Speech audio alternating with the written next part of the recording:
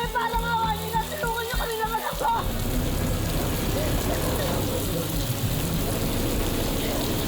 Tama! Tama! Parang awa niyo na. Tulungan niyo kami. Tulungan niyo kami ng anak ko. Tama!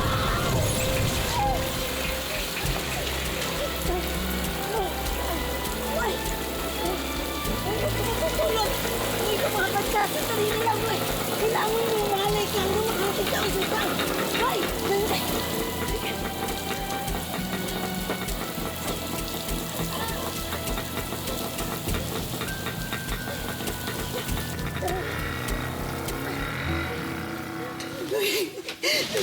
Maiwanan ko muna po kay Mrs.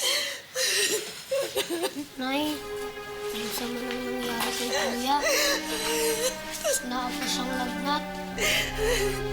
Kawawa naman si Kuya. Kami na lang may sakit. Diyos ko naman, Banji, wala na akong ibang mauutangan eh. Binenta ko yung kambing natin, oh. Binarat naman ako. Di bale, lalapit ako sa mga kapatid ko. Kumusta na si Nunoy? Medyo bumaba na yung lagnat niya. Anong sabi ng doktor? Banji, anong sabi ng doktor? Ang sabi ng doktor, tinamaan daw siya ng poliomyelitis. Polio? Anak ko. Ulit ang sabi ng doktor. Dahil hindi daw natin nabakunahan ang anak natin. Tinamaan daw siya ng polio. Hindi na makakalakad ang anak natin. Hindi na siya makakalakad.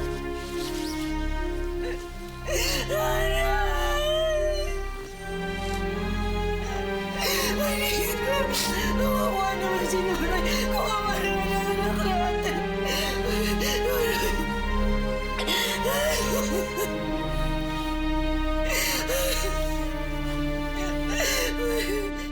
Ang kapatid daw ay kaputol ng ating pusod. Tali na nag-uugnay sa atin sa isa't isa, nakakabit sa sinapupunan ng ating ina. Ngunit gaano nga ba katibay ang bigkis ng ugnayan natin sa ating mga ate at kuya? Paano natin masusukat ang pagmamahal sa ating mga kadugo? Isang polio victim na pinagkaita ng kakayahang makalakad at isang kapatid na literal na pumasan sa kanya para ipakita ang hindi masusukat na pagmamahal. Ako po si Christy Fermin at ngayong gabi po sa Real Confessions. Tunghayan po natin ang kwento ng magkapatid na Giovanni at George Rubio ng Siquijor sa kwentong pinamagatang Pasan Ko, Buhay Mo. Bata pa lang ako, siya na ang importante sa akin. Depende na, ang buhay ko nagdepende sa kanya. Dahil hindi ako makakilos kung wala siya.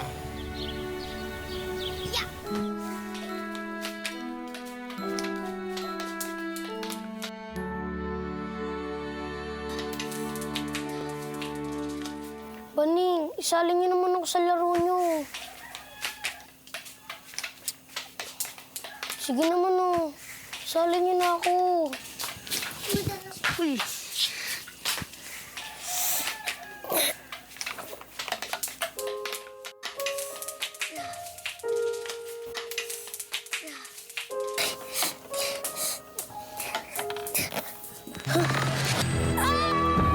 Kuya! Aray! Kuya! Aray sa'yo! Aray! Ano ba yan? Gusto ko lang naman po sumali sa laro nila eh. Naglalaro lang po kami. Hindi ba sabi ko sa'yo, umiiwan ang kapatid mo? Ikaw ang dapat nagbabantay sa kanya. Hindi ka talaga mapakinabangan. Sinabi ko na sa'yo, huwag mo siyang iniiwan. Iniwan mo pa rin. Ika na nga.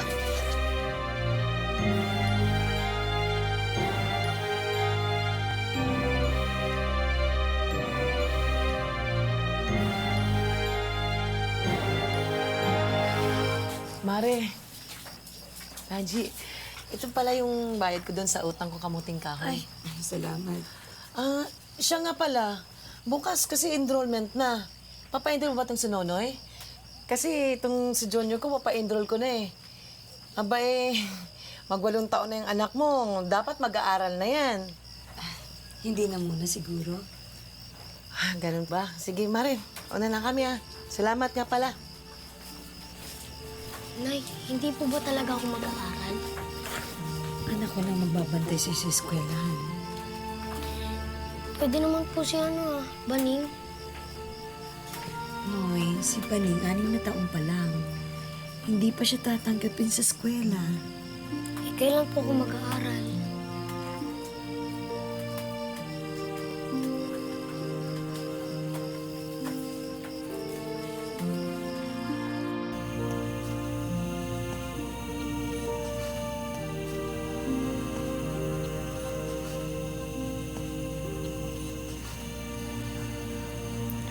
Kuya, huwag ka nang umiyak. Sabi ni nanay, sabay naman tayong mag-aaral sa susunod na taon. Matagal pa yun, di ba? Sa 1 taon pa yun eh. Sabi ni nanay, ilang tulog na lang daw. Gano'n ba karami ang tulog? Ewan ko. Basta marami. Pero kuya, pag pumasok na tayo, hindi na kita iiwan kahit kailan.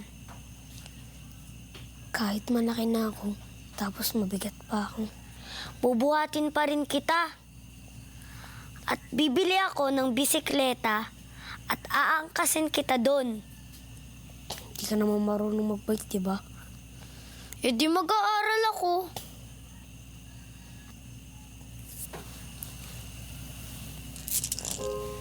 Oh.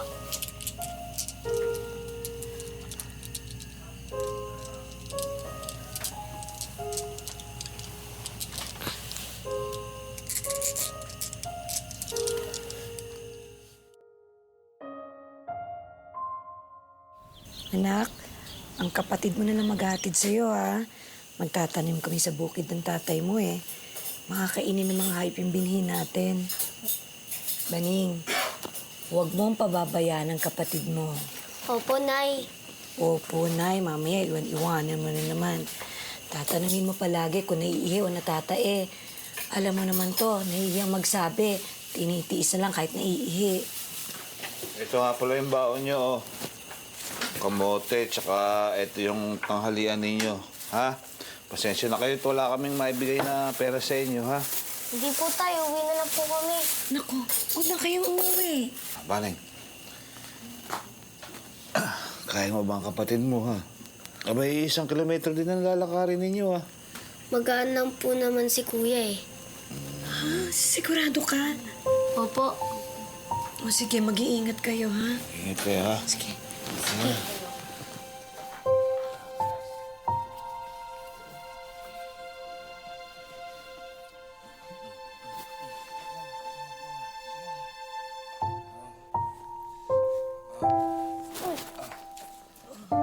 Kaya?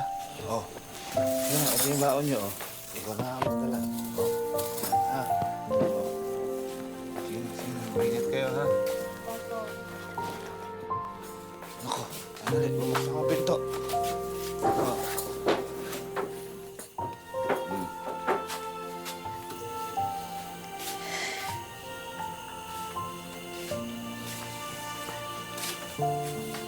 Oh, bakit? Ang mabait ng mga anak natin. Makapalad talaga natin, Juanito.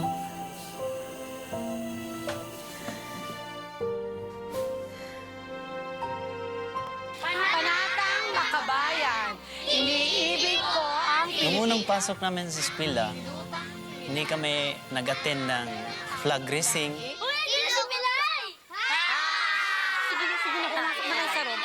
Attention class! Kasi ito naman si Nonoy, hindi makatindig. Diretso na lang kami sa room para makaiwas sa tukso. Bilang kambing ay susundin ko ang payo ng aking mga magulang. Tutuparin ko ang tungkulin ng aking paaralan. Sisikapin ko maging mabuting Pilipino sa isip, sa salita at sa gawa. Pilay, ang bilis mo lakad ni Pilay, ah. Paano di mabilis? Na siyang kabayo. Pilay, lakad ka. Kawawa imong kapatid. Aba, gusto yata karera. Kaya na tayo, Pilay. Pilay! Pilay! Pilay! Wah! Bagsak yung gawin! Talsik si Pilay! Pilay! Pilay! Pilay! Pilay! Pilay! Pilay! Pilay! Pilay! Pilay! Pilay! Pilay! Pilay! Itong buhay mo, itong buhay ko, parang gulong lamang ang takbo.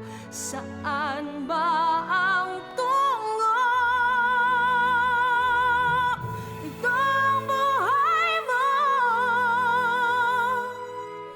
itong buhay ko. Ayoko na pumasok. Kuya, gusto mo suntukin ko sila? Kahit marami pa sila, kaya ko yung suntukin. Mapapaaway ka lang dahil sa akin? Hindi natin yun kasalanan. Salbahe sila. Basta nga ayoko na, para wala nang gulo. Ano? Ano ayaw mo na? Anong nangyari sa inyo? Nay, ayoko na pong pumasok. Yaw, Anoy. Gusto mo bang maging mangmang? Alam mo ba kung gaano kahirap ang walang pinag-aralan? 6 kami magkakapatid. Siya mang kapatid ng tatay mo. Pare-pareho hindi nakatapos. Kapag hindi kayo nagsikap, di pare-pareho tayong walang pinag-aralan. Lagi po nila akong tinutukso na eh. Hindi ka dapat panghinaan ng loob. Kapag nagpatalo ka sa kanila, di parang nanalo sila. Anak, wala na tayong magagawa sa paa mo. Pero may magagawa pa tayo para mapabuti ang kalagayan mo. Basta ipakita mo sa kanila na kaya mo. Nandito lang kami ng kapatid mo at ng nanay mo. Hindi kami susuko kung hindi ka susuko.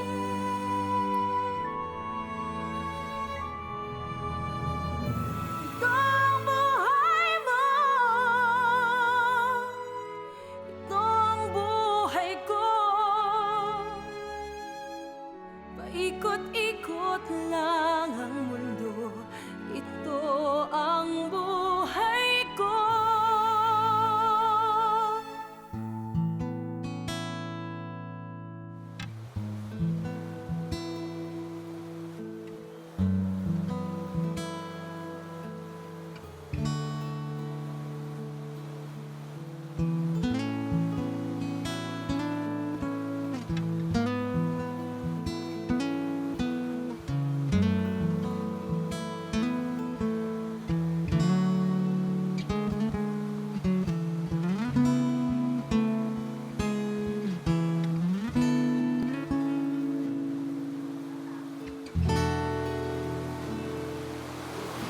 Hihintay ako hanggang sa dulo ng mundo. Nagtuto akong mag-gitara. Natuto akong magkanta, magawa ng mga kanta, mga songs. Pero si Baning lang ang pinaparinig ko yung pamilya ko. Pero unti-unti, nagtitigas yung loob ko at hindi na ako nahiya. Marami na akong barkada at yun ang musika ang nagiging dahilan kung bakit ako nagiging scholar. Tangi kong dasal sa may kapal, sana ay walang bibitaw. Sa paggising mo, sana ako'y naaalala sa pagtulog mo, sa panaginip magkasama. At ayoko nang matapos pa dahil wala nang hahanapin pa sa'yo. No.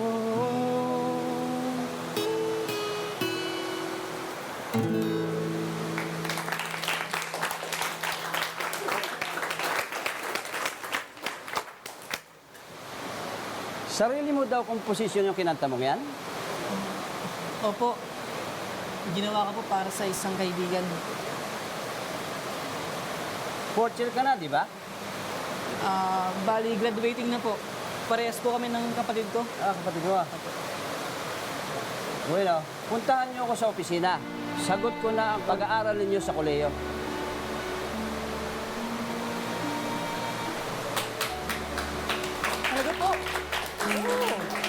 Ang laking tulong po, sobrang laking tulong po. Maraming salamat Pagputihin po. mo lang. Maraming salamat po. Oo. Salamat po.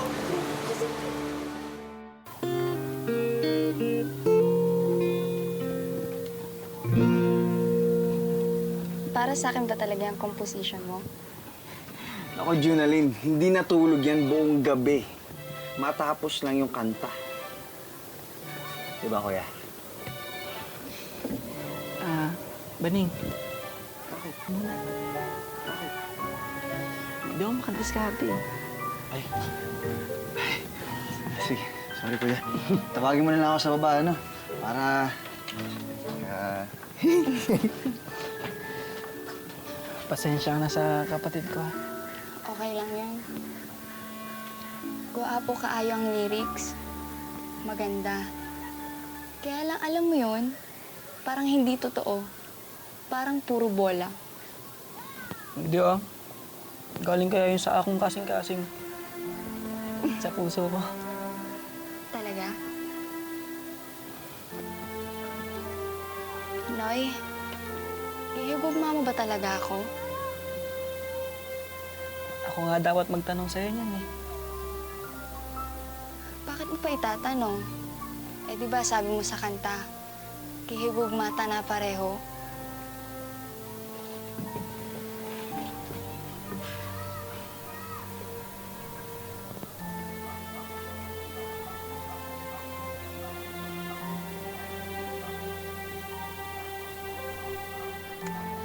Uy, hihigugma kita.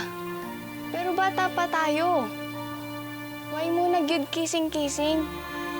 Eh, baka makalusot lang.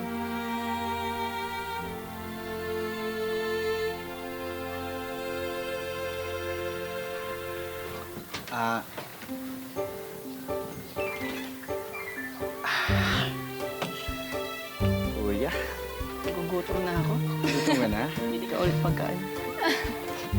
Pakabilis mo, ano? Kuya, umuwi na kaya tayo. Mukhang gagabi na tayo, oh. Saglit lang naman tayo dito. Gusto ko lang kausapin si Junalyn kasi ilang araw na hindi nagkikita eh. Pero baka hanapin tayo nila tatay tsaka nila nanay. Tingin ko maagang uuwi yung galing sa bukid. Wala pa tayong sinaing, ah. Yan, abot na natin yun. Saglit lang naman eh. Puro ka, Junalyn. Pag ako napagalitan dahil sa'yo.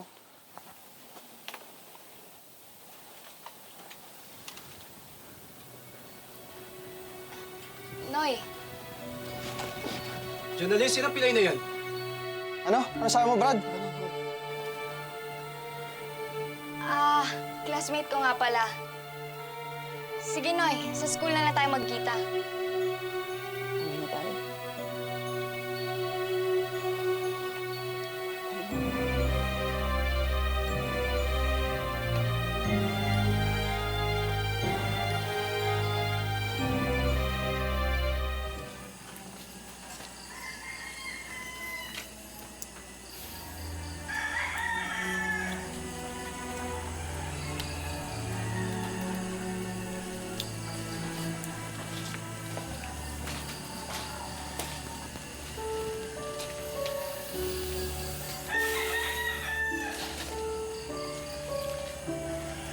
Si Junalyn pa rin iniisip mo, ano?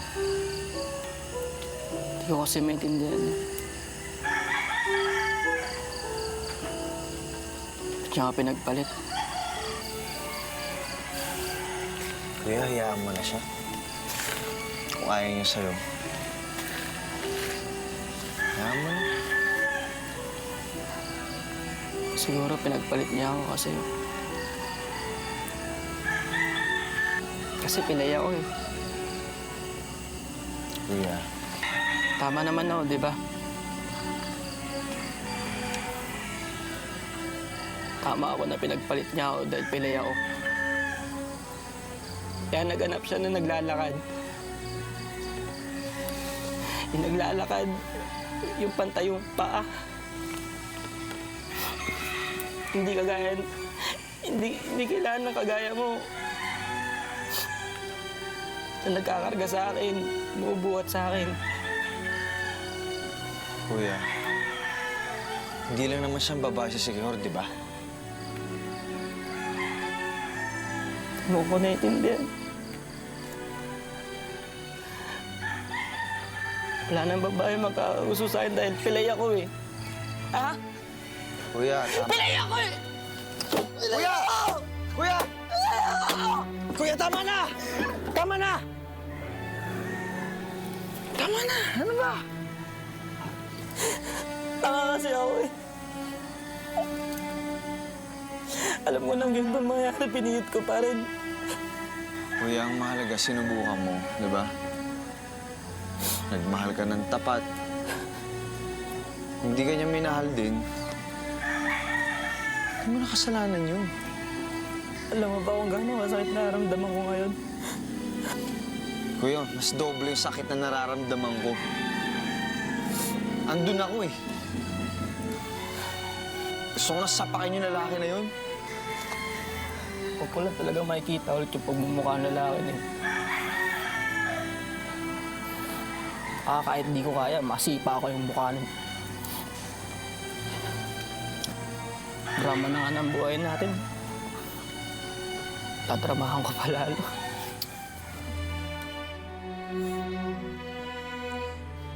Nung namalayan ko na ganito ako, pakiramdam ko na iniwan ako ng lahat. Pero nandiyan ang kapatid ko, hindi ako pinabayaan, hindi ako iniwan. Ano yun? Napasaya sa akin. Hanggat nakatapos kami ng high school at accomplish namin ang college. Abe, ano ba ito? Tingnan mo nga. Uy. Oh, anong sabi? Pwede. Isa-scholar na siya. Ano? Kuya! Aba. Pasado po kami. Makapag-college tayo! Makapag-college na tayo! Naku, ang galing naman. Ayos na ayos. Hindi mo kasi magpapakuha ko ng tubat. Papainumin ko yung mga kapitbahay natin ba? Ano ba? Tuba na naman. O eh bakit magkukulihi na yung mga anak natin? Oh? Dapat ipagmalaki natin yan ba? Hindi na. Kainan na lang. Wala na tuba. Sa wakas na makakuha na ako ng yung pangarap kong kurso, yung criminology. Ano? Ano yung criminology? Magpupulis ka, anak? Oo. Yun po yung pangarap ko, di ba, tay? Ikaw, Noy, ano bang gusto mong kurso? Management lang po. May inam din naman yun ah. Eh, paano yan? Magkaiba kayo ng kurso? Basta magkukulehiyol sila. Kakain tayo dali, kumain na muna tayo. Makapagkuha ng tuba mamaya dun si paring Ben. Oo, kumain kayo, dali.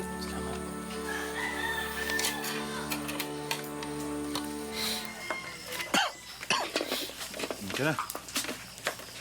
Oh, Mare, dito ka pala. Ay, galing kayo sa bukid. Oo, nilagyan namin ng bakod yung mga kamote at kinakain ng kambing yung mga talbos. O sige na ako na, papasok ko na at hugasan ko muna to. Balita ko, itong mga anak mo, papasok sa State College. Oo, pero habang bakasyon, tutulong muna sila sa amin sa bukid. Ano ba yan? Ibig sabihin, papasanin pa rin ni Baning yung si Nonoy. Binata na yan eh. Pasan-pasan pa rin ang kuya niya. Hindi, okay lang po. Magalang naman po si Kuya. Tulungan lang po namin si tatay sa loob.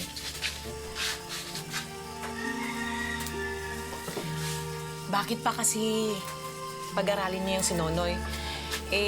Kahit naman makatapos ng pag-aaral yan, hindi rin naman makakakuha ng trabaho yan. Hindi rin naman makakatulong sa inyo eh.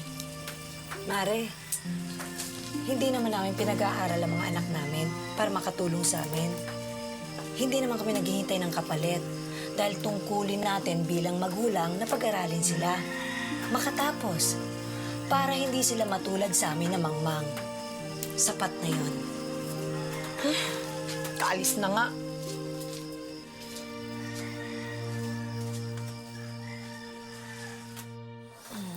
Baning, Po, Nay. management na lang ang kunin mo. Nay? Kasi hindi naman pwedeng magkaiba kayo ng kurso ng kapatid mo. Sino magbubuhat sa kanya?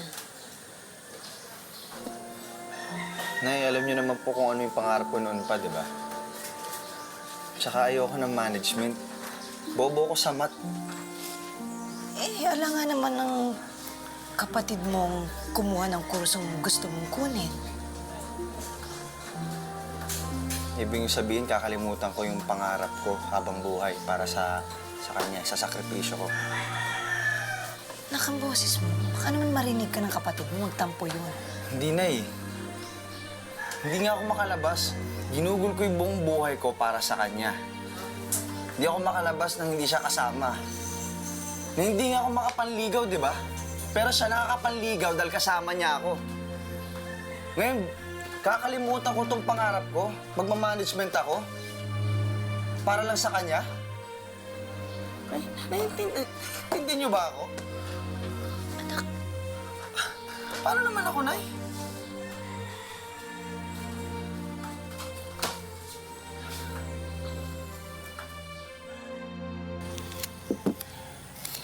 Sirain mo.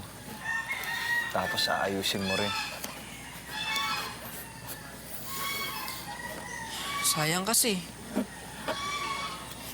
Hindi mo na makakabili ng bago.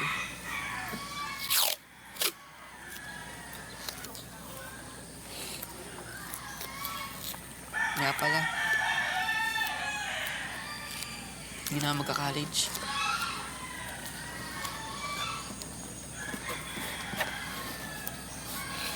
Kuya, sayang ang scholarship ah. Mahirap kaya ang exam. Kunin mo na yung kursong gusto mong kunin. Ako, ayos lang naman ako eh. Tama na siguro yung natapos kong high school. Kasi kahit naman makatapos ako ng kolehiyo, alam ko namang walang tatanggap sa akin sa trabaho eh. Kuya, Mula ngayon, hindi mo na ako kailangan kargahin. Hindi mo na ako kailangan intindihin. Magagawa mo na yung gusto mo. Kahit saan makakapunta ka, yung hindi mo ako pasan-pasan. Kuya. Kuya. Silo. Sorry talaga. Ako nga dapat mag-sorry. Ngayon ko lang naisip.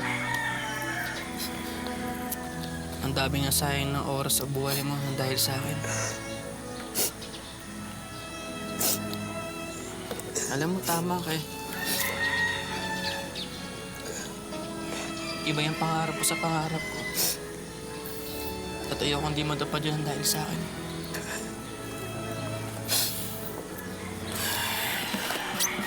Kuya, sorry. Sorry, kuya. Dahil, Kuya. ako na. Hindi na, ako na. Kargahin kita. Kaya ko. Kaya ko.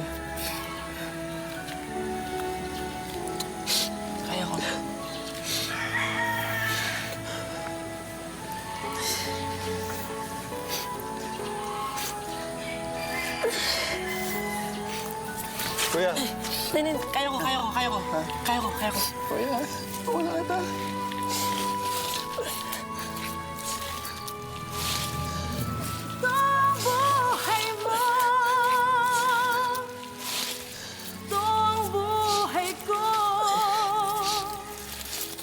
Parang gulong lamang ang takbo. Saan ba ang tungo? Itong buhay mo, itong buhay ko, paikot-ikot lang. Kuya.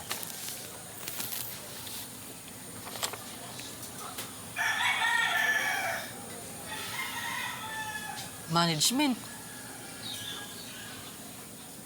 Akala ko ba criminology kukunin mo? Gusto kitang samahan, kuya eh. Paano naman yung pangarap mo? Ayoko na mangarap mag-isa, kuya.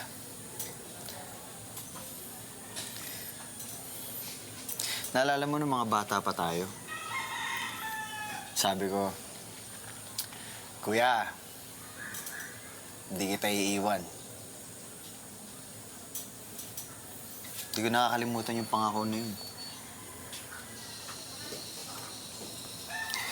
Tapos magiging masaya ako, Kuya, kung sabay nating matutupad ang mga pangarap natin. Ito ang buhay ko, buhay niya at buhay mo. Ang kahapong dulot ay lungkot at saya sa puso ko.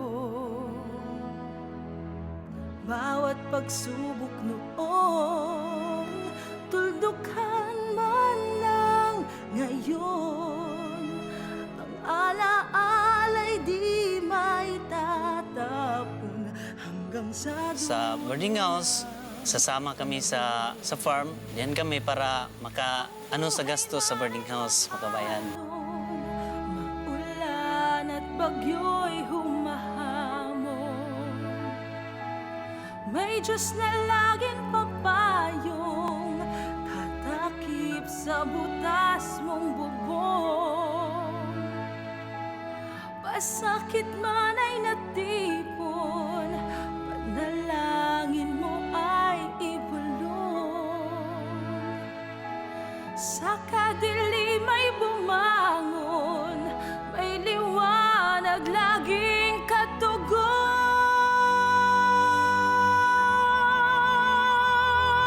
Ito ang buhay mo,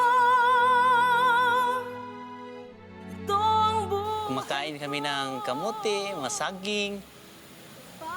Then, pananghalian, yung hapunan, saging at kamote pa rin. Saan ba ang tungo?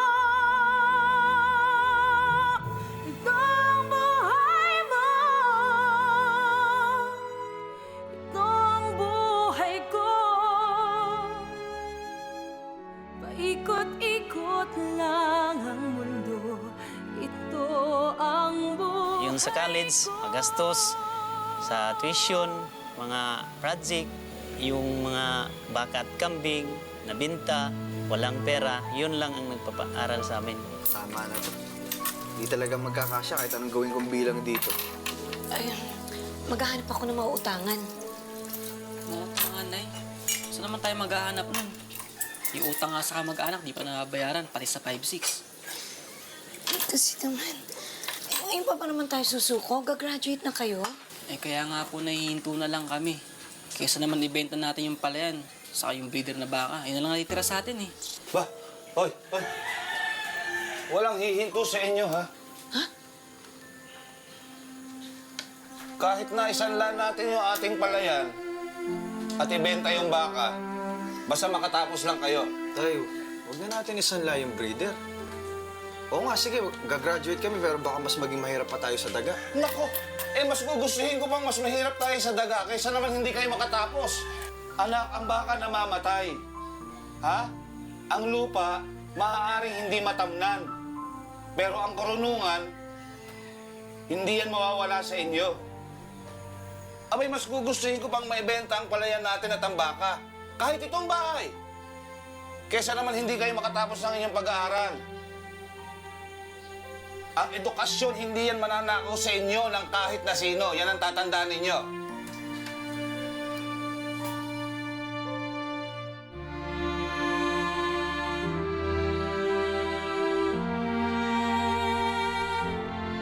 Nahirapan kami ng college kami.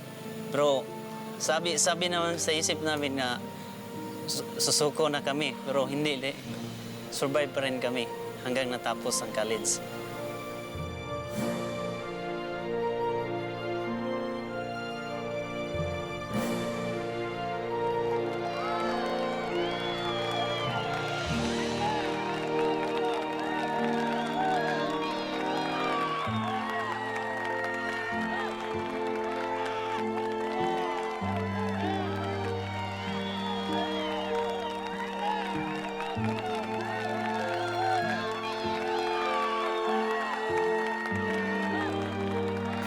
after graduation, nakapasok kami sa DPWH. At tubos namin yung lupa na isinala ng mga magulang namin. At saka nakabili pa kami ng breeder na baka at saka kambing. Yun ang reward namin sa magulang namin. Maraming salamat sa kanila kasi binigyan kami ng edukasyon na pinamana nila sa amin na hindi manakaw yung edukasyon hanggang forever. Aaminin ko po sa inyo ngayon, mga kapatid, na sa pagkakataong ito ay nakakaramdam po ako ng inggit sa dalawang lalaking kaharap ko dito sa ating programa. Nasa isip ko po ngayon na ang mga bukod na pinagpala kapag nagkakaroon ng kapansanan, nagpapagawa po ng pinakamahal na wheelchair at saka tungkod. Pero sa kanilang sitwasyon, ang pagmamahalan nila ang nagbigay ng katiwasayan ng kalooban sa merong kapansanan. Ang paa ng kanyang kapatid, ang kanyang naging paa hanggang ngayon na magkakaharap kami. Magandang gabi sa inyo, Nonoy at Baning. Magandang gabi sa'yo. Okay, noong maliit ka, ang sabi mo, kapag wala ang kapatid mong si Baning, nasa isang sulok ka lamang. Oo po. Kahit saan kayo magpunta talaga, Baning, kayong dalawa magkasama. Ang sabi mo, Nonoy, noong bata ka pa, medyo nakakaramdam ka ng insecurity dahil sa kakapusan mo sa buhay. Pero ngayon, nung lumaki na kayo, Wala na. buong-buo na ang confidence. Confidence. Harap talaga. Ikaw talaga, literal mong naging paa si Baning. Ano? Napakaswerte mo. Anong gusto mong sabihin kay Baning ngayon? Salamat. Salamat sa lahat. Yun. Sa pag-alaga at sa edukasyon. Kasi kung wala siya, wala akong kaalaman ngayon. Lahat ng bagay, di ba, Nonoy? Merong dahilan kung bakit nagaganap sa ating buhay. Walang aksidente. Laging sadya at may dahilan. Katulad ng pagkakaroon mo ng kapansanan, binigyan ka naman ng Diyos ng isang literal na tungkod na talagang makakasama mo habang buhay. Nararamdaman mo ba, Baning, na mas pinagpala itong kapatid mo kaysa sa iyo? Kasi may talento. Matalino siya, musikero pa, gwapo pa. Pareho kami dalawa, gwapo. Pareho kayong dalawang gwapo. Pero ito naman ang masasabi ko, napakadakila mong kapatid. Kasi kung sa iba lang ito nangyari, baka panghinawaan mo na, o baka maiinis ka pa minsan-minsan, dahil pisikal itong ginagawa mo para kay Nonoy. Ngayon gusto kong sabihin mo sa kanya, yung nasa sa loob mo, para hindi siya nag-aalala na baka nabibigatan ka na sa kanya. Anong gusto mong sabihin kay Nonoy? Nonoy, walang problema. Pag nandito ako, tataya akong buhay para sa'yo. Thank you. Gusto kong pigilan yung luha ko, pero talagang kusa siyang bumubukan. Kasi bibihira ako makakita talaga ng mga magkakapatid na tulad ninyo. Hindi lahat ng mga kapatid ay makapagmamahalan na tulad ng nakikita ko na pagdadamayan at pagmamahalan ninyo. Hinahangaan kita, Nonoy, sa lakas ng loob na puhunan mo dito sa buhay na hinaharap mo. Pero sorry, mas hinahangaan ko si Baning. Dahil si Baning ang literal mong naging paa para lumaban ka sa buhay. Thank you so much. Maraming salamat sa inyo. Thank you.